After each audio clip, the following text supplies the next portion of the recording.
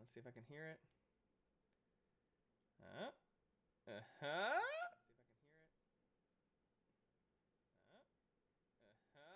it. I can hear it. Okay, cool. I can hear it. Perfect. What up, 21 Escape? How you doing? All right, I need to share this. Perfect. What up, 21 Escape? How you doing? I need to share this real quick in the old Discord.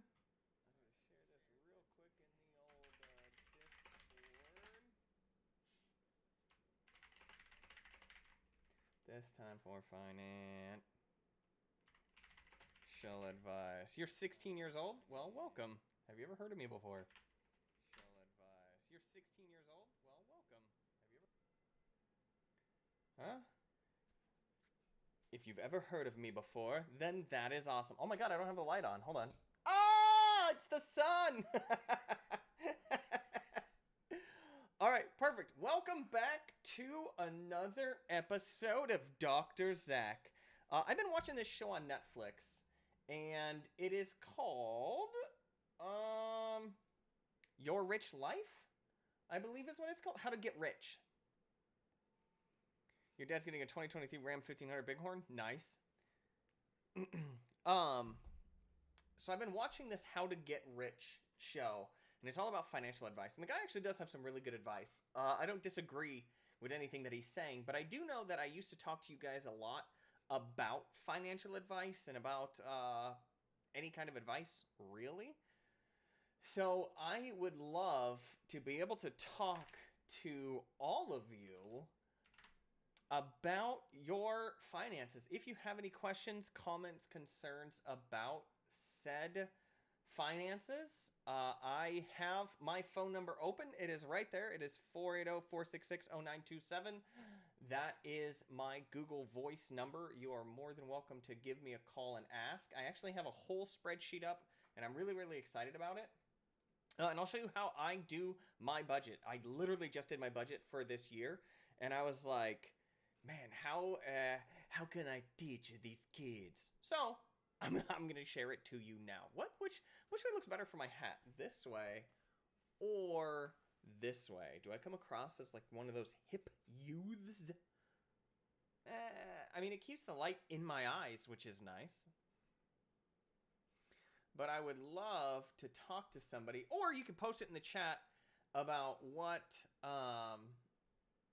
is happening with your finances, because I love talking about money.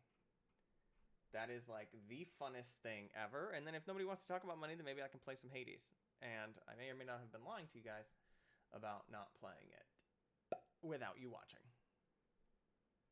It's been a month. I mean, come on. Let's be real.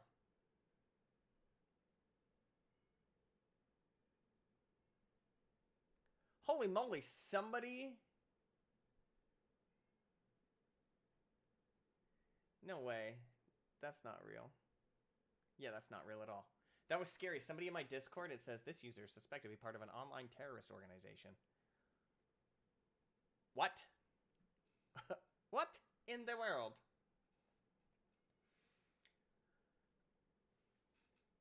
Mr. AK Spot and Killer teaching us the youth what school failed teaches. Dude, welcome back, Wolfpack. Brand new Rams 1500. Yeah, that 5.7 Hemi V8 sounds probably amazing.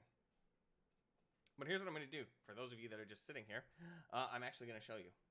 Because nobody's calling in. So I'm just going to go ahead and show you. So, what you don't know about finances. Oh my goodness gracious. There's so many things that I learned growing up about finances, and it was drilled into me at a young age, and I realized that not a lot of people... I forgot how the OG name went. Sorry, it's all good, Wolfpack. I remember you.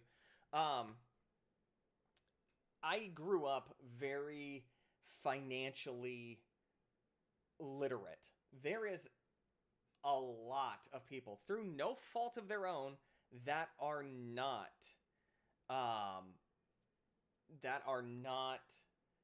financially literate, for lack of a better word. Aphrodite says, best way to prep finances for divorce. That is a huge one. If you can talk to your partner or soon-to-be ex-partner, talk to them.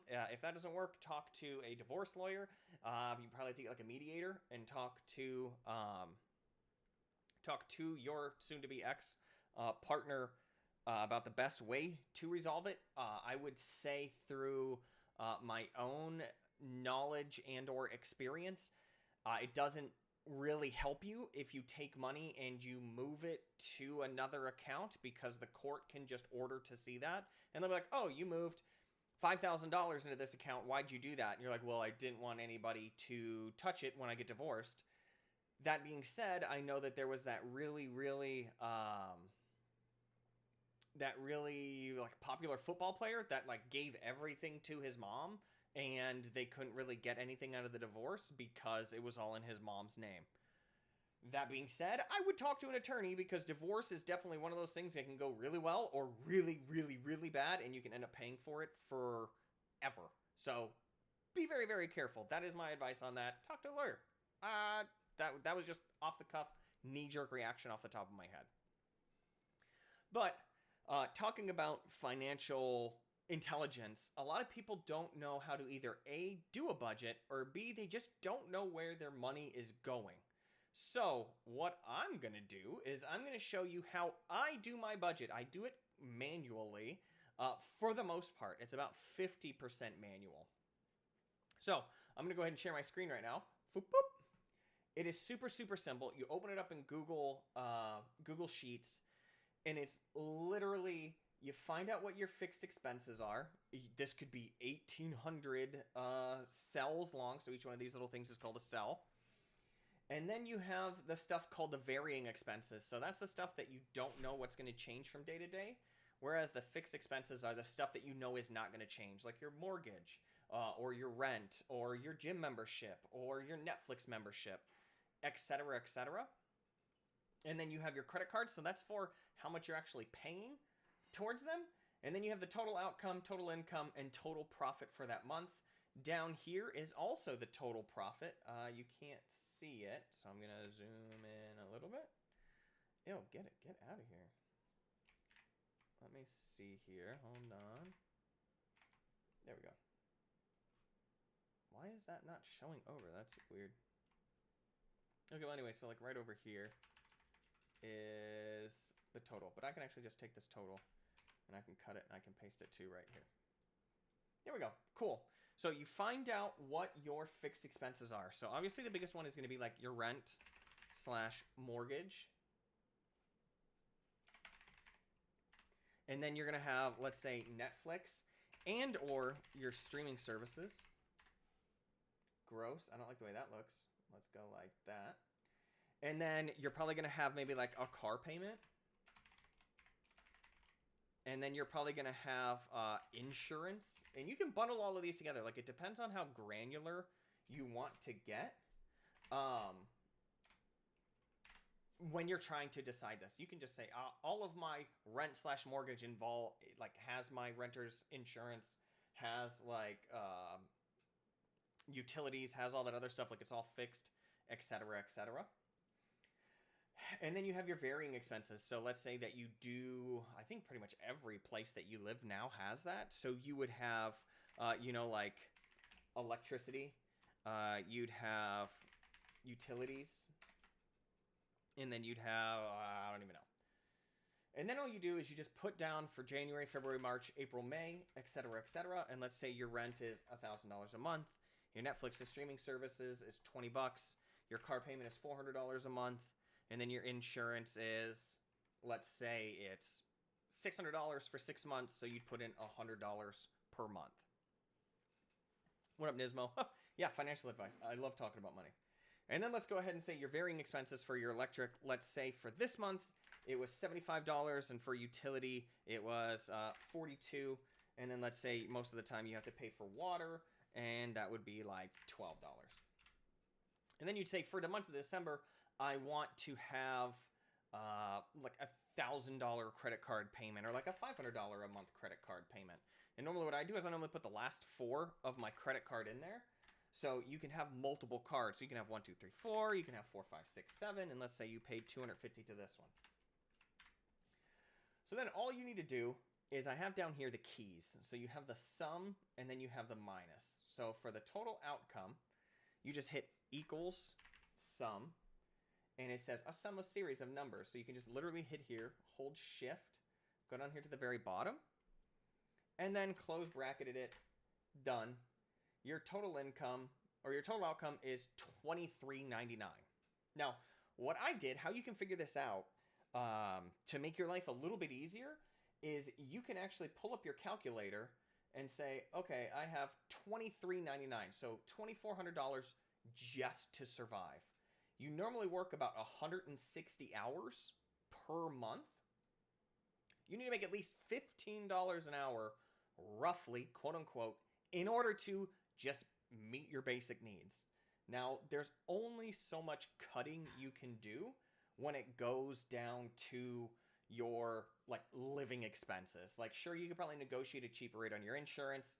You could probably get rid of Netflix. There's a lot of things that you can trim up. However, I am of the theory that if it takes you a little bit longer to get to your financial goals, but you aren't miserable the entire time, like I've talked to some people and I'm like, dude, just cut Netflix out. That'll save you $20, $40, $100 a month. And they say, I use that to be sane. You can either do that, or you can cut it out and replace it with something else that is free. Maybe I'll go running, or maybe I'll go to the library and rent a book, or maybe I'll rent movies from the library, or maybe I'll use somebody else's account, which they cut down on.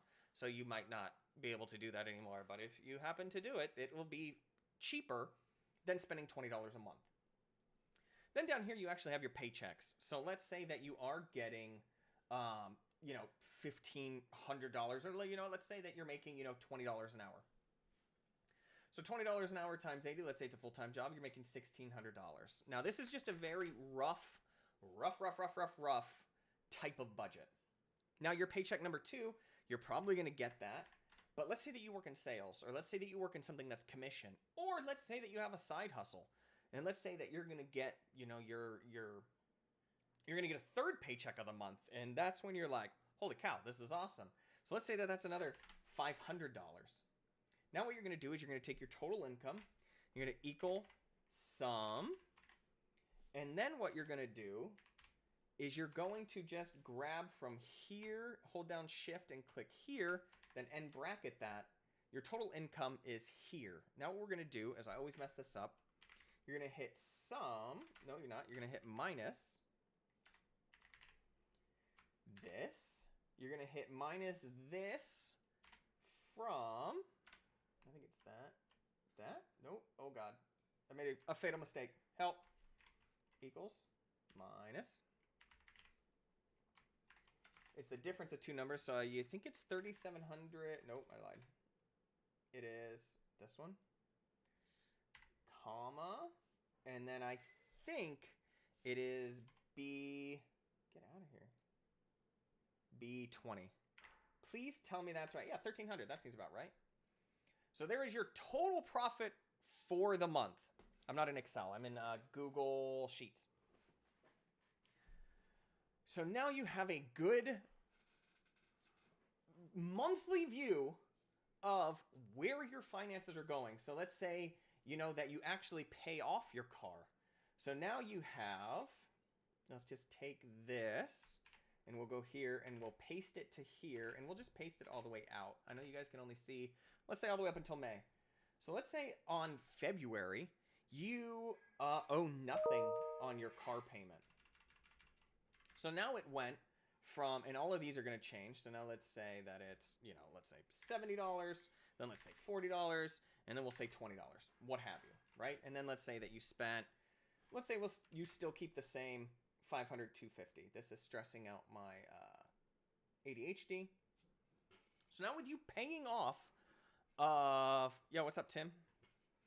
So now with you paying off of your car, you're getting another $400, an extra $400 a month. However, that's bringing up your total that your play money or invest or whatever it is that you want to do with it. It's now up to $1,700. I can turn up my mic. Actually, maybe turn up your speakers a little bit too. There we go. How about that? So, point being, if you take the stuff that you owe that you are able to pay off, like paying off your house is a big task, right? Um, Paying off your car is probably a little bit more manageable. If you pay off your car and you do like an extra payment, I always give the advice, call your loan company and say, if I pay this off early, do I get a penalty? Because sometimes there are penalties. So it's like, hey, if I pay a little bit more, is that going to hurt me? Right? And normally you can look at like house payments. Normally people will do that if they want to do like a 30-year down to a 15-year loan. You'll do an extra house payment because that will go towards the principal. That's a whole other ball of wax with interest versus principal and amortization. But using this, you're about to pay off your car tomorrow? Heck yeah. Enjoy that no car life. I would advise you to keep the car unless there's something crazy wrong with it and pocket that money for other cool things. Your dad's Fiat 500X has 171 miles on it. Most of the time, cars can go a very, very long time. But anyway, this will give you a very, very good glimpse into what your monthly income and monthly outcome is.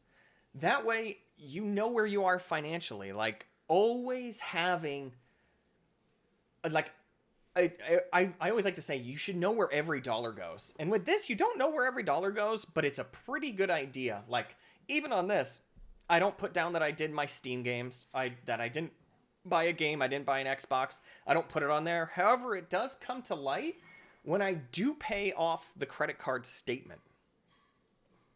So if I spend $200 on something and then I pay it off in this next month, so to $700, you'll know, oh, okay, I know that I made a little bit bigger purchases. Now, when you do this throughout your whole year, you'll be able to see, oh, okay, this is how much I made for this year. Like, there's some years where I went negative. There's some years where I went positive. This will just give you a good, like, holistic, not super granular view. I mean, you can make this as granular as you want. You could say, I want to track everything. I want to track where all of my money is going.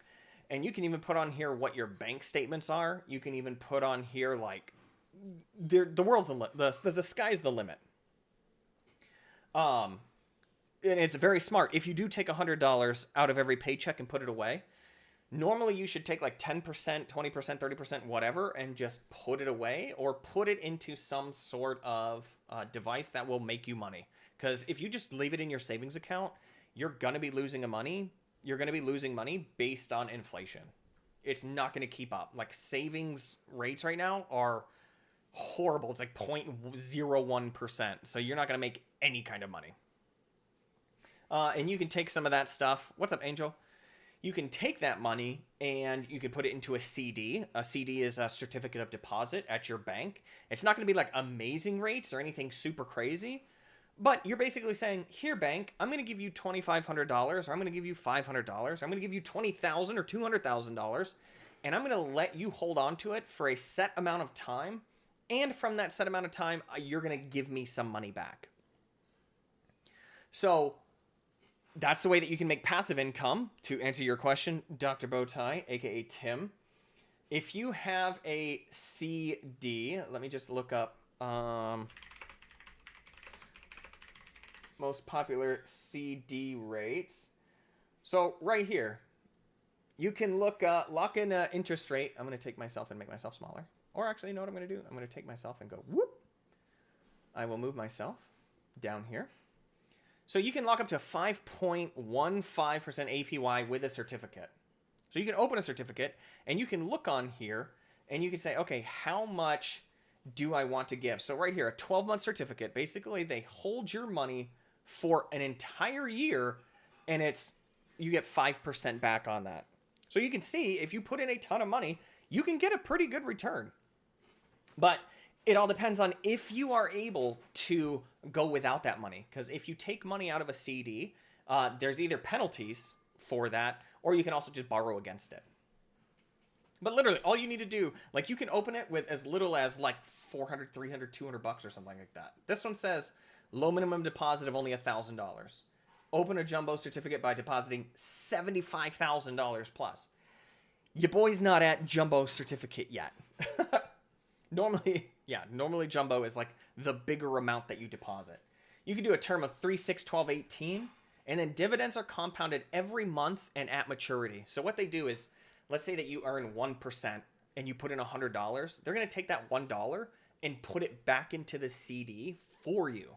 So you're going to say, okay, I'm going to start with $100. Next month it'll be 101. Next month it'll be 102. Whatever, until it kicks it over to where, let's say, you're at $111. Then you're making $1.10 for your interest at a 1%. So let's say that you want a 12-month certificate. I'm not going to apply, but all you need to do is just look up high interest rate certificates. Boom, easy peasy. Now there's a money hack that I just thought about right now. If you look online and you see some sort of open a bank account and get $500 or get $1,000 or what have you, I have made money by depositing my work check into that account. And normally it says you need to deposit $500, keep it open for 90 days, and you'll get X amount of money back. They did that with Capital One. That's how I got a little bit of extra cash. And all you need to do is, it says, let me see if I can find it. Capital One savings. It's not a high yield savings. But there's one, like there's specials. I don't, if you can look it up, there is specials where it'll say, you can get $200, $250 with qualifying deposits. And sometimes it's a lot of money. Like they were like, yeah, deposit $100,000. I'm not going to do that. But if they say, you can earn $1,000 with us, but normally they typically have like a tier, and it'll say, if you deposit $500, you'll get 10 or $20 or something. All you need to do is just leave that money in there for 90 days, which to me is just like, okay, I can make 10, 20% on my money and just have it sit there. And then when it's done, I transfer it out.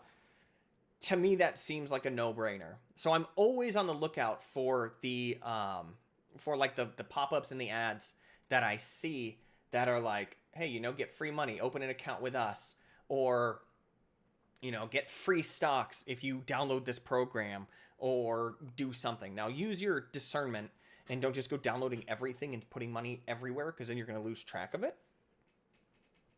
But this right here is going to be the easiest holistic way that you can just get a quick view of your finances. If it seems daunting, do it one day at a time. Find out what your rent is. Find out what your mortgage is. If you want, I can get on a phone call with you and do it for you, and we'll be done in 5 minutes. And then you can just copy it and paste it, invite me to one of your sheets. I can paste the formula in there, and then all you need to do is just fill it out. It's like one of the easiest things in the world. So breaking it down, all you need to do is worry about your fixed expenses, worrying about your varying expenses, and after you pay your bills, you come in here and you can update it. Then you have your credit cards, unless what I do is I don't even put these in anymore because I pay them with my credit card. So they're already factored into this, and I don't want to double charge myself. However, I would like to come in under what I think I'm actually profiting versus going over. You know what I'm saying? Like, I'd rather say that I only have $100 when I really have $150, as opposed to saying that I have $200 when I really only have $150. And then all you need to do is have your total outcome, your total income, do a couple of the formulas, the sum and the minus, and you just pick which cells there are. And then you write in your paychecks. And your paychecks are just going to go into the total income. And then your income minus your outcome is your total profit. Now, let's say for some reason you didn't get your bonus and you didn't pay off your car. So January, you went positive. You went positive $1,300. That's a good month. You can say, you know what, I have $1,300 to fall back on, what have you. But let's say that you went a little bit crazy because you made $1,300 and now you have $1,000 payment for your credit card because you were like, dude, I have this money, I can spend it. And then let's say for your other credit card, you spent $600. And that's pretty much about it. You didn't get a bonus and you just overspent a little bit. Now you could say, whoa, whoa, whoa. I'm negative $50 for this month. I need to slow down on my spending, or I need to find a way to make up money. You can go mow lawns, do some surveys online. Like, there is a ton of ways to get a side hustle on. So all you need to do is just say, you know what? I did a side hustle. I made $50. I'm good. I broke even this month. Not the best, but at least I'm not going into the negative. Yes, you don't really know all the adult stuff because I've had no one to teach me. It just seems like everything is just thrown on you and everything is juggling. Yes, it is the worst, and that's exactly why I started streaming to talk to people like you, Tim. My little 4-year-old twin cousins that always roaring like a dinosaur just constantly.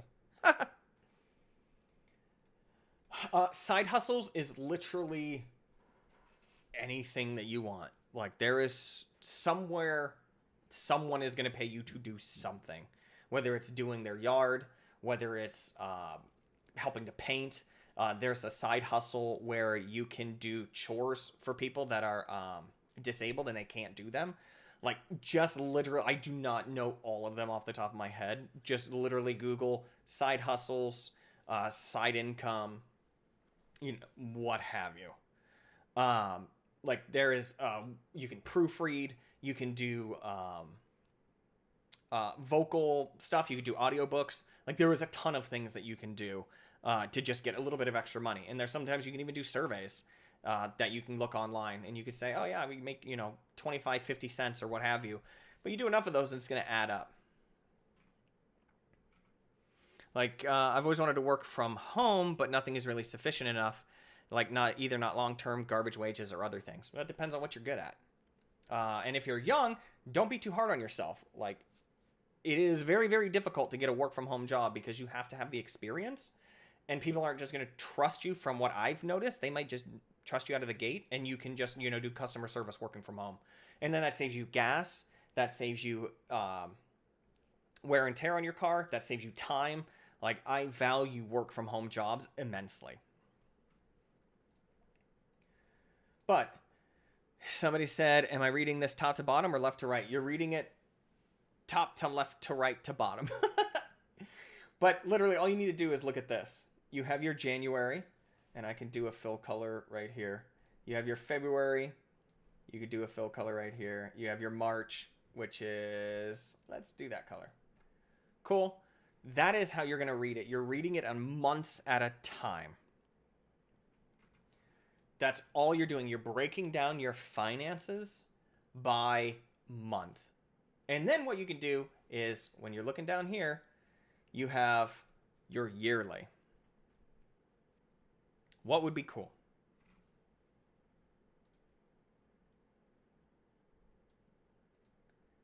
Did somebody just call me? No.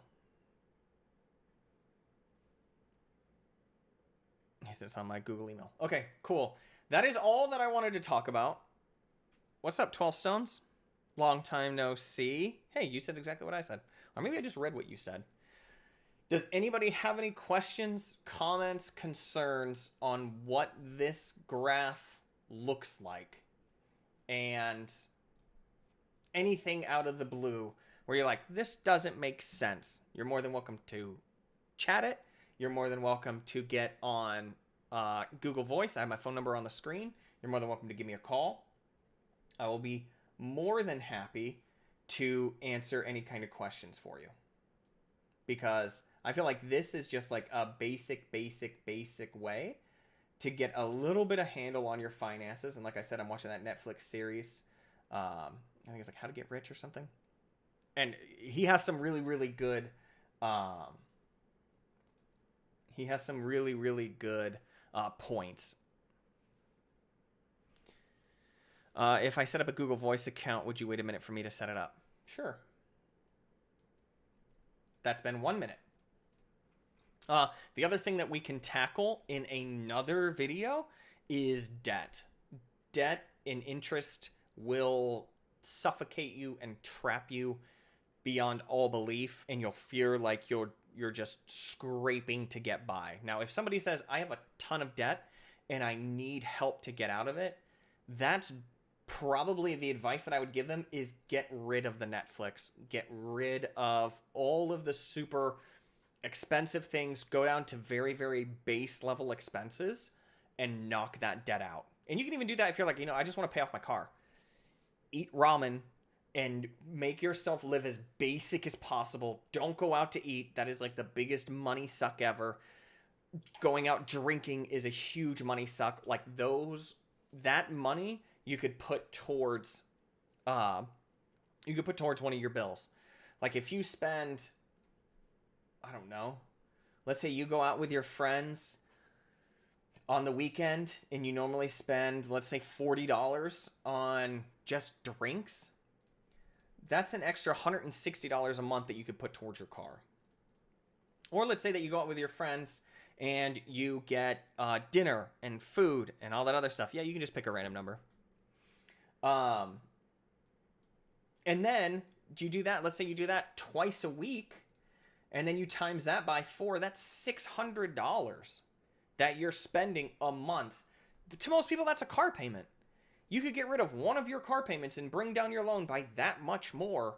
And that way you have that $600 to where you can do that if you want month after month after month after month, because you were already spending that for a car payment.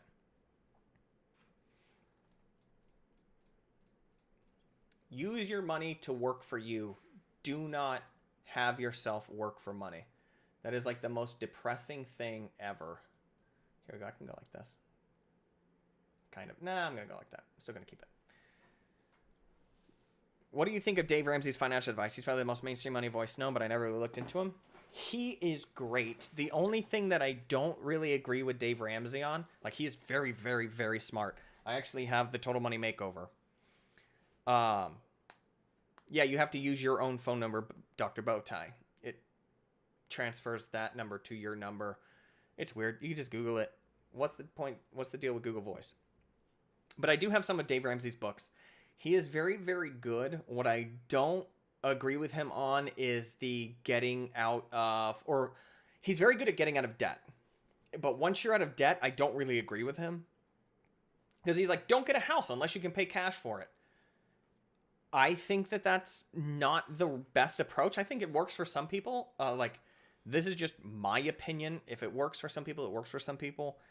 My whole thought process is you're going to have to go into debt at some point, but there is good debt and there's bad debt. Like you shouldn't be in debt to your credit card company. You should be able to pay that off every month. If you're not, you probably can't afford that. But his getting out of debt and his snowball method or the avalanche method are both very, very good methods for getting out of debt. The avalanche method is where you find one sum that you owe and you aggressively pay that off until you go to the next one and then you pay that off. The snowball method is more like you pay a little bit to each one, and then as one gets paid off, then you add that amount to the next one, if I remember them correctly. And then so let's say that you have a car and you're paying $500 a month, and you have a let's say a microphone that you for some reason or let's just say the wheels for your car, you're like, man, I gotta get really nice rims, and you're spending $120 a month on those. And let's say that you owe $5,000 left on your car, and on your wheels you owe, let's say, $500, roughly random.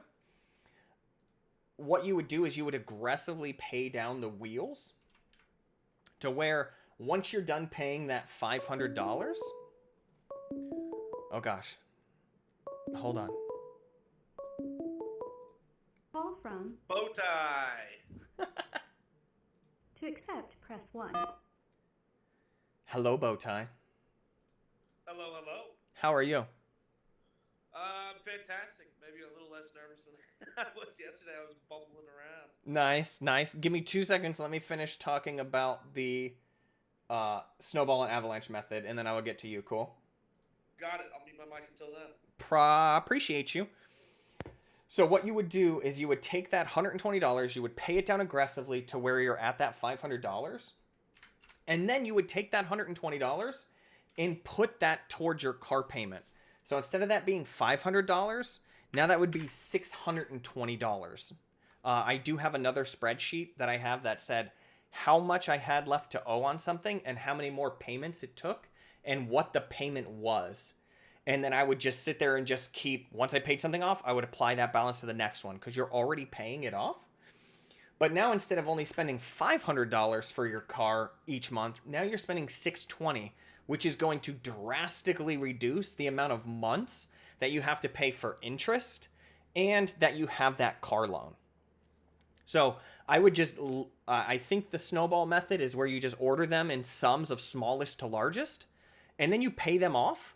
And then once you pay them off, you add that balance to the next one, or whatever your payment was to the next one. So you could start with something small like $25. And let's say you're paying off like a ring or jewelry or something. And then you're like, okay, that $25 is going to go to the next $50. And then once you pay that one off, then you have $75. And then it goes to another $100 payment.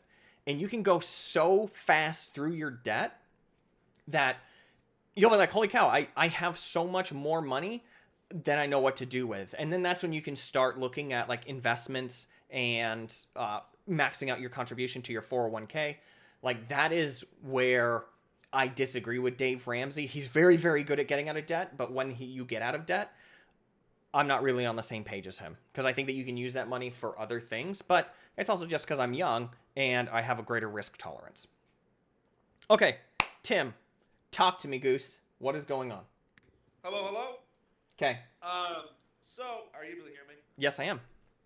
Fantastic. So I'm wanting to move out with my girlfriend. I still live with my parents, halfway to help them because they're both paralyzed, but halfway because I don't really know what I'm like stepping into per se. What's like a good? How do I know when I can afford to move out? Like, what are like? How do I like save for that? Because right now I just take $100 out of every paycheck, throw it in a jar, in my room, stick a jar full of cash. Yeah. And I have $3,000. Keep in mind I don't really have any bills, but $3,000 in there. I try to stay around $4,000 in my checking and like $2,000 in my savings or so. But I don't want to completely drain that. But also I want to make sure I have enough to be able to support myself. How do I know when I have like enough? Okay. Great Capital. Yeah, great freaking question. It looks like you're at a great start. You have almost $10,000. Where do you work? Is it like a salary job or is it hourly? It's hourly. I get paid weekly. I take home like $500 some dollars a week. Okay, so you get about $1,000. You get $2,000 a month. Ish. Okay. Yeah. My only bills really are my that's my car payment. I'm selling that so I can get a more because right now I have a 350Z. It's not a very practical car. Right. So I wanted to sell that and get more of a little speedy sedan. But I just I'm sorry. What was the question again? I'm sorry, I lost train of thought. No, you're good. So you make about 2,000. So we're gonna break this down. I'm doing it right now. If you can look at it on the screen. So I can, but there's a little bit of a delay. So yeah, that's fine. I'll turn the live stream down and try to follow you. Yeah, that's fine. So you have. I'm gonna take this amount and I'm gonna put it over here. That way, it's not messing with our calculations. So do you have? You said that you don't really have any bills. Are you helping your parents out with any kind of rent or anything like that? No, it's. My dad's a veteran, and my mom's what's the word? Like I don't want to say like guardian, but you know. Okay, she's like the caregiver? Yes, that's the word. Okay, so mostly just like physical stuff. Okay, so here's my question. Do you have any fixed expenses that you have to pay every month? Car payment's like $250. Insurance is like $130. Netflix and gym are like $20 each.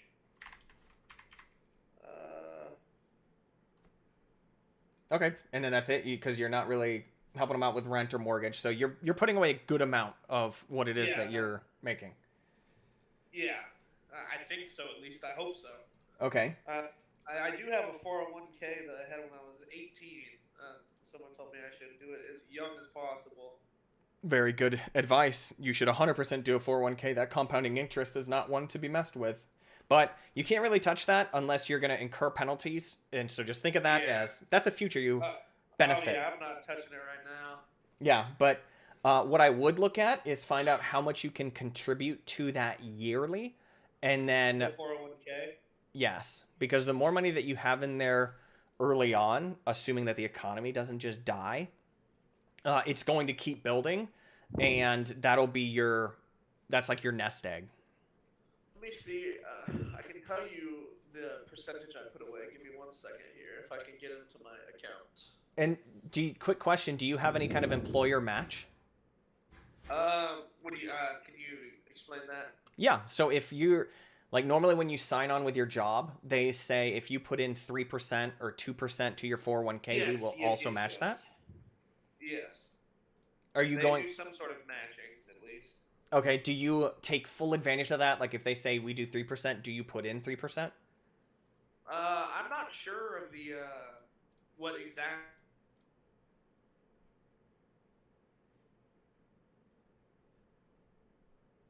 Did he just leave?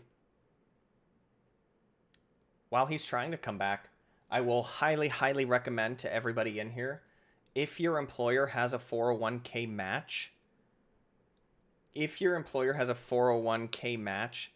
then what I want you to do is make the contribution up to whatever it is. Like if somebody says we contribute 2%, at least contribute 2% because that's free money that they're giving you and you're leaving it on the table.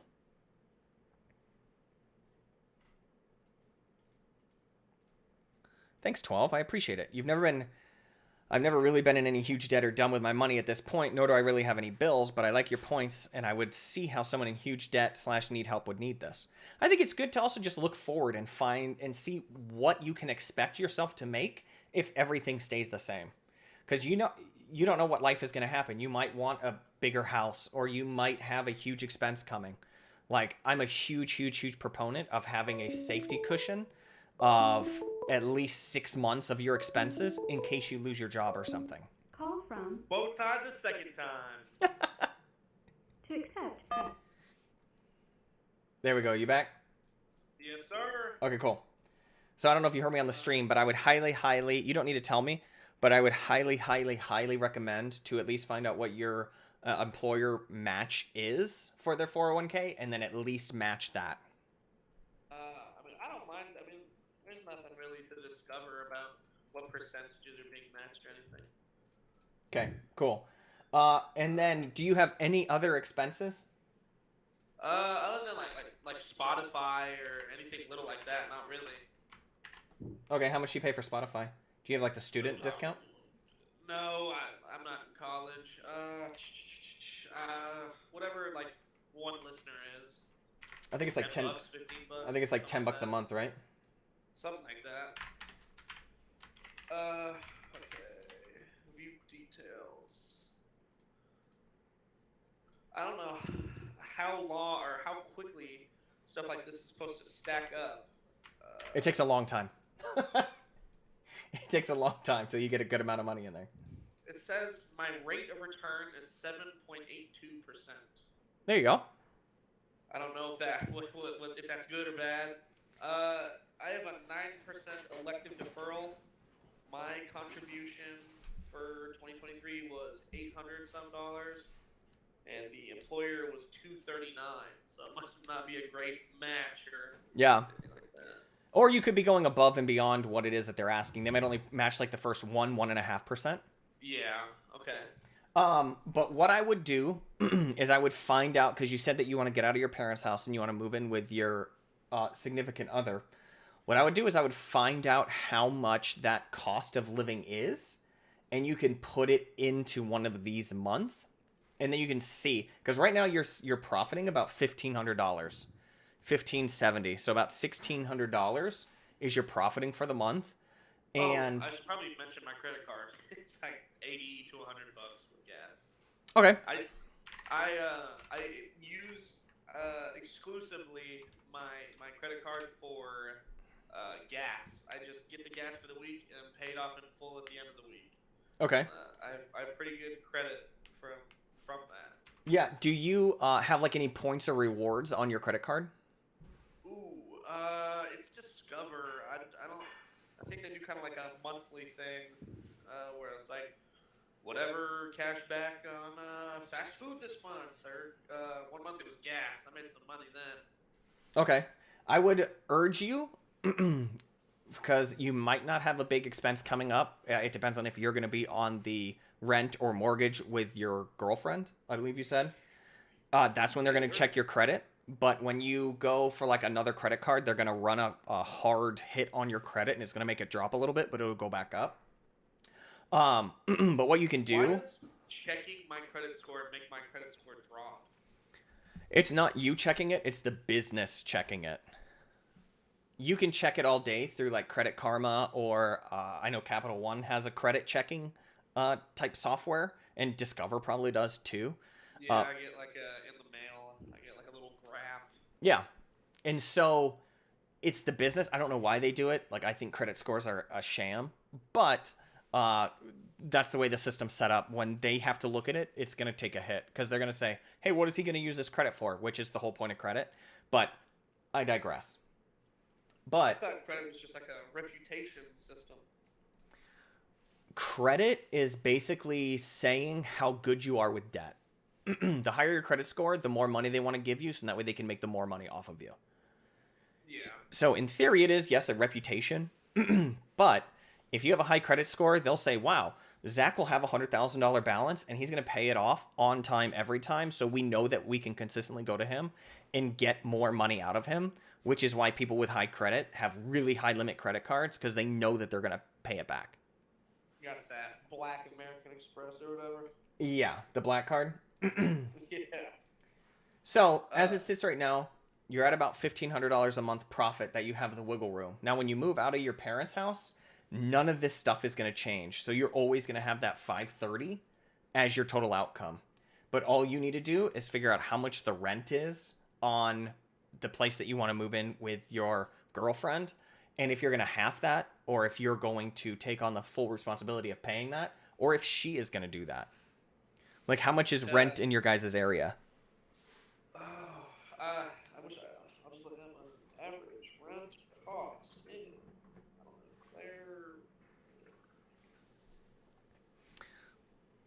know, Claire. What's up, LT3? The average rent for an apartment is $810. Okay.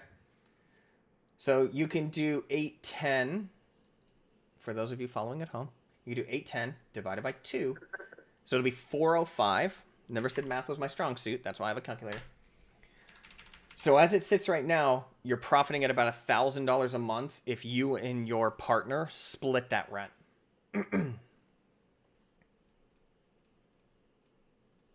That's with no other additional income or what have you. No side hustles. Exactly. So if you're going to do something, if you're going to work for Uber Eats or DoorDash or something and make a little bit of extra money, that's going to go a decent amount away. And then find out how much you have left to owe on your car. See if you can pay that off and or trade it in or whatever you said that you were going to do with it. Like, Yeah, there's I got like a 1,000 something left. I think I'll just take the hit because it won't affect me too bad right now. So I figured I should get that out of the way while I can still be, comfortable. Exactly. So once you pay that $1,000 off on your car, then that gets rid of your car payment. And even with living with your girlfriend, you're still going to profit about $1,300. I would say you're in a pretty good place. I would just watch your finances very carefully because that margin of $1,000 can shrink rapidly if something comes up. I used to, with my car, a little sports car, I used to just shovel money into that thing on how I could make it look. But now I don't know what snapped inside of me, but I just cannot stand spending money now. That's good. That's a good thing. And I would say, see if you can contribute more to your 401k. I taxes. I think she said she was concerned about me having to eventually pay them because the COVID stuff and whatnot, and I was a student at the time. I didn't get all the sort of tax breaks. Oh yeah. So are you saying I should do more than a 9% if I can afford it? I would say like anything that comes down to investing is going to be down to your risk tolerance. If you're going to make big money moves and you're going to like move in with your girlfriend and you're going to do all of that, I wouldn't invest more into your 401k because that's a future you benefit. A lot of people say future me problem, but that's like 65 years old you. So that's 40 years down the road. What you need to take care of right now is you. So you have, I mean, 1,300, you have probably like a year's worth of expenses as it sits right now. But once you start, looking around at what groceries are, what the rent is, if there's anything like renter's insurance, like you're probably going to want to go out to eat with your girlfriend when you go out. You might get faster internet. There's going to be a lot of added expenses, like I said, that are going to gnaw into that extra $1,300 a month that you're getting. I live in a little bit of the country, and I remember this is just a little side story. But I remember when I first got I still have satellite internet, but we got something like Straight Talk or something. They give you a little router. Yep. And I have I think like 10 megabits per second or something like that. And to me, that is just like blazing. And then people at work talking about their giga whatever internet in town. That's just ridiculous. Yeah, that's is that what you have right now? Right now, I think it's like a little Straight Talk router that's like through their cell tower, and to me it's blazing like 100 gigabytes a night. But I remember like on my old internet I would get 3 megabits per second. Yeah, I just did a speed test and I'm at 120 megabits per second. I'll go on Ookla as well. Yeah, I'm at 160. Well, it's looking good for me because I ain't even popping up. Yeah, but I understand the low internet game. I get that. So, like, I don't know a whole lot about inflation and whatnot. I just know things are getting more expensive, and I'm not making any extra money. Is this ever gonna like pop and go back to like quote unquote normal, or is this just gonna keep going on an upward trend? There's two parts to that. One, I think that we're not only going to go into just a recession, I think we're going to go into a depression, because you're talking China and Africa and Iran and Afghanistan and Saudi Arabia and Russia. I saw something about Iran like seized an oil tanker from China. It was the U.S. seized it from Russia, but the point is that they're all trying to get away from the dollar, and that's going to make our dollar amount go down significantly. And I think a lot of the inflation is man-made. I think that it has to do with corporations just getting greedy, and they're able to fleece us for the amount of money that they want. Because the dollar of oil has gone down to where it was, but we're still spending $4, $5, $6, $7, $10 a gallon, and it's just them making record profits. Like they're. How much do you pay a gallon for gas? It's like $4.50 here. Wow, for what octane? Just 87. Jeez, I think it's like 3 flat upper 2 here in Oklahoma. Yeah, no, it's expensive here. But it's like $3.50 for 3. That being said, I would say I think that we're going to go into a depression rather than a recession, and it's going to get decently bad before it gets better. But I hope that it doesn't. So I would say save every amount of money that you possibly could. What does that look like? Like, should I be waiting to move out with this, like, impending doom? I wouldn't put your life on hold for it because sometimes that stuff never comes true. But I would make sure that you have a good fallback plan. of like, hey, if stuff hits the fan, can I come back and live with you, mom and dad? Because I love you. And I want to make sure that you guys are taken care of. But I wouldn't live my life in fear. I would just make very educated guesses. And because I think that the housing market is going to come down considerably if the dollar gets destabilized. Huh. There's just a lot of everything is like bittersweet. You are correct. Yeah, LT, Well, I don't know if you were in here when we talked about it, but I think a year of living expenses. But if you can have a year's worth of living expenses based on bread being $1.50 a loaf, but if bread goes to $5 a loaf, you're not going to have a year left. But okay, did I answer your question, Tim? Did I help? Sir, Did I help you out? Thank you very much for helping me out. I appreciate that. You're welcome. I'm gonna I have to leave make this. myself a little spreadsheet. Yeah, I'm gonna leave that stuff up on the screen so that way you can just copy and paste, and then you can take these the sum and minus, and you can create your own little spreadsheet. Got it. Thank you very much. Cool beans. You're very welcome. Thanks for talking to me. Have a great rest of your day. You too, bro. Thank you. Bye-bye. Bye. But I do think that you need to have like 12 months of living expenses and also cash on hand. And some of the like doomsday preppers are like, have silver and gold. I think that's good to have, but I don't think I can go into a store with like a shilling. It'd be like, I want bread. They're going to be like, what am I going to do with this? What am I going to do with this piece of silver or this piece of gold? Gold has intrinsic value just based on the fact that you can use it to create electronics. There's really no benefit to it. Like if society collapses, gold isn't going to do anything for you. What I think. You can be of a totally different mindset, and that's totally fine. Just me. I think silver has a more practical use just because it's not, like $2,000 an ounce. And you can kind of break it off a little bit. But I think it'll come down to a trading type of economy, and I'm talking like end of the world type stuff. I don't think in a month that's going to happen. But I do think that our dollar is going to go a lot less further than it is now if we do get to the whole destabilized, etc., etc. Cool. Anybody have any other questions, comments, concerns before I end this stream? We have streamed for almost an hour. I was going to stream for only like 10 minutes.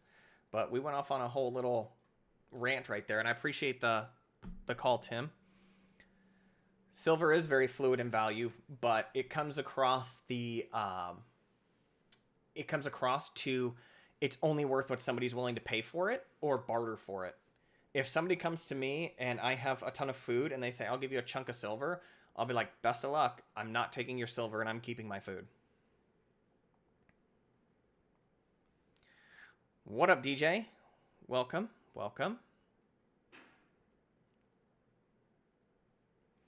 Also about the inflation, the Fed isn't helping in my opinion. Yeah, I think that it is just sad to see what is happening with everything. Especially with people who live paycheck to paycheck. Like, I can see how it would be very, very, very, very stressful. And even for me, it's also very, very stressful because I can't really do anything about it.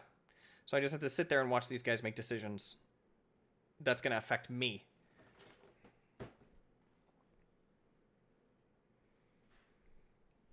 Nothing, DJ. We're just sitting here talking about money and how to create a simple budget. You can go back and rewatch the video because I'm about to end.